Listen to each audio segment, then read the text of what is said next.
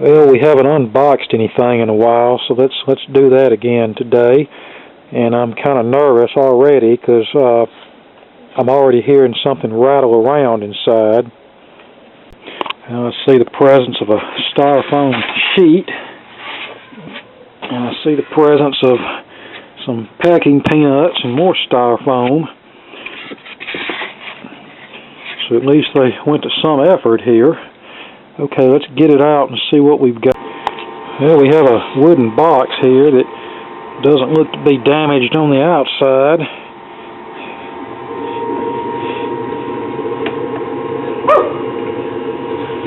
Okay, yeah, I know it's another record player, and I know you're tired of seeing record players, and I think I actually promised that I'd do something else in the next video. Well, I actually was going to do something else. We were going to repair a 1966 amplifier out of a 1966 tube amp out of an organ that belongs to a church, but the church backed out of the deal, so we won't be repairing that.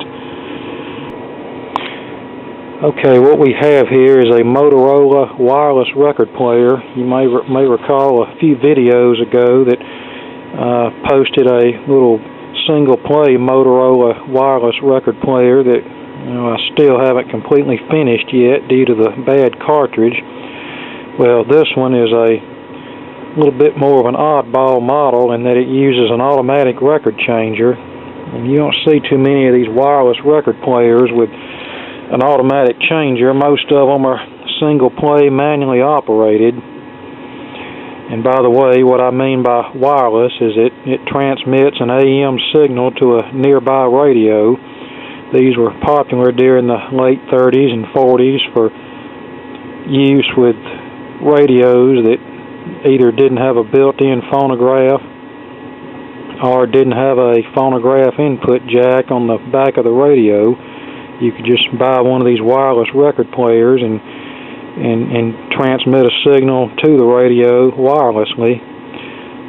So yeah, all these little Crosley knockoff record players that I see advertised today as being wireless and Bluetooth capable and blah blah blah, really don't know what all that is, really don't even care. But you know, wireless record players it's nothing new. It was around during the 30s. So let us now get this thing to the workbench and see if we can persuade it to perform well. Okay, this is a model WR4. Here's the tube diagram, 6J5 and 6SK7. I can tell you now the 6J5 is a triode, wired as a diode for the rectifier, and the 6SK7 is the oscillator and modulator tube. Whatever's rattling is in the bottom here, so let's pull the bottom cover off and reveal what's rattling around in here. Might be a dead mouse or something. Well, once I pulled the bottom cover off, I started wishing that there had been a dead mouse rattling around in this thing. Instead, what was rattling around is a couple of pieces of this broken piece here that appears to be made out of pot metal. So that's really going to hinder us getting this record changer working again. I can probably get it to run as a manual player, but I'm sure getting this thing to work as an automatic changer is going to be out of the question. Unless I can find a junk record changer somewhere, which I just have to run an ad on ARF and the various Facebook pages. But first, let's get the transmitter out and get it going again. And in order to remove the transmitter chassis from this unit, you just simply remove these 4 screws here from the record changer chassis, and then the transmitter will just fall out the bottom. Here's the transmitter chassis, and to gain access to the underside, you just simply unbolt this cover here. And this control here is our trimmer that sets the transmission frequency. And then we have another control right here that's actually a bias adjustment. It's actually a gain control. You set it for optimum performance. And I just ohm meter checked the oscillator coil windings. They're good. So that's really about besides the power transformer, that's really the only major organ that's susceptible to failure.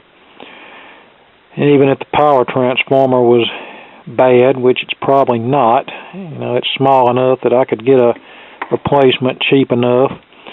Really not much in the way of capacitors. I see one multi-section electrolytic and this single section electrolytic, a couple of paper capacitors, and that's about it. So I'll go ahead and replace those, and then we'll give it a shot. Okay, we're all recapped and a new power cord installed, or should I say new to me. It's one that was whacked off of a junk Chinese DVD player. That's really about all those cheap DVD players are good for us, or for cutting off the power cords. There were only 2 paper capacitors in this unit, and they were used in an AC line bypass application with 1 capacitor connected to each side of the line to chassis, and of course the 3 electrolytic filter capacitors. Here's the multi-section can. Here's this Sprague atom cap that was obviously a later replacement. They just had it bridged across one of the sections in this can. And here are the 2 paper capacitors. And here's a resistor that was in the B+ circuit that had gone up a good bit. Now when I heated it with the soldering iron, it kind of went back down, but I went ahead and replaced it anyway. It's a 4.7 k ohm resistor. And here's cap of death number 1, as you can see, leaky. Cap of death number 2, also leaky. And this electrolytic capacitor is completely dried out. No eye deflection when rotating the center dial here. No leakage, no nothing. Just a dried out capacitor, wide open. And the Sprague atom is supposed to be 30 microfarad, reading about 42 microfarad. ESR is okay. Leakage is okay.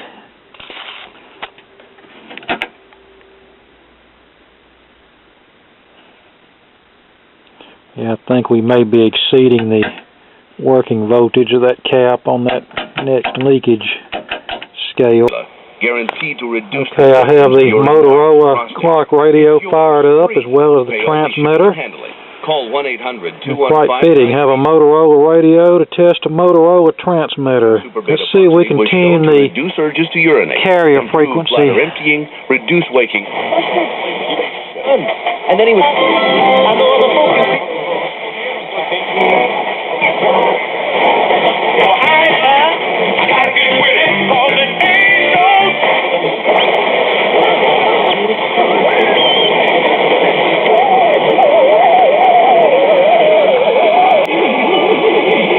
Okay, I think that may be it now, so let's find an audio source and see if we can transmit some music.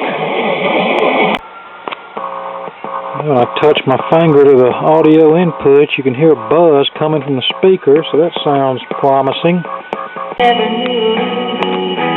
Okay, there it is with a CD player connected. And I pretty much have to have the antenna right on top of it.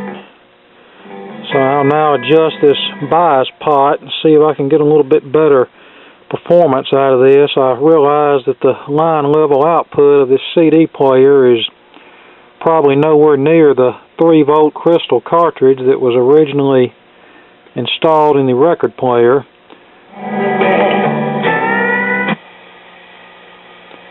But first I'll alternate between tracks to try to avert the copyright, please.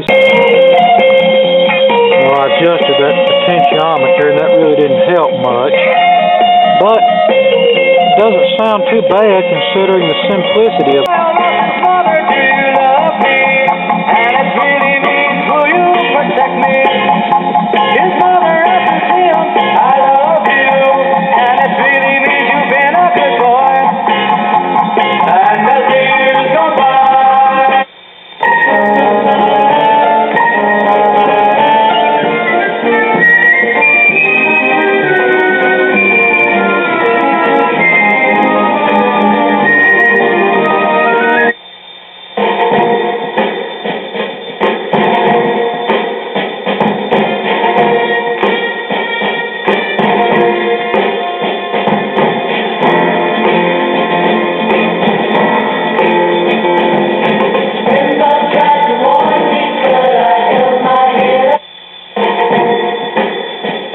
Yeah, this CD player has a mind of its own.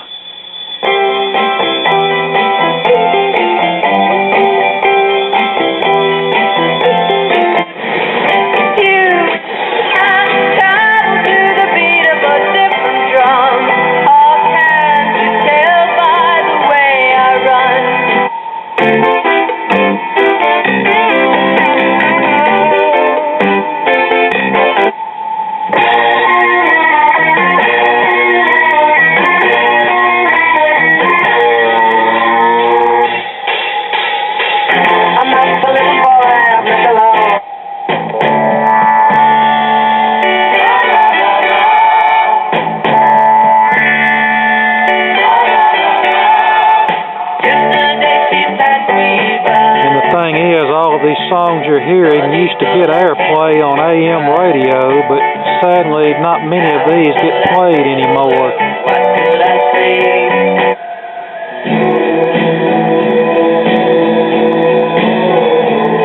They told me the streets were all paved with gold, but these dirty sidewalks are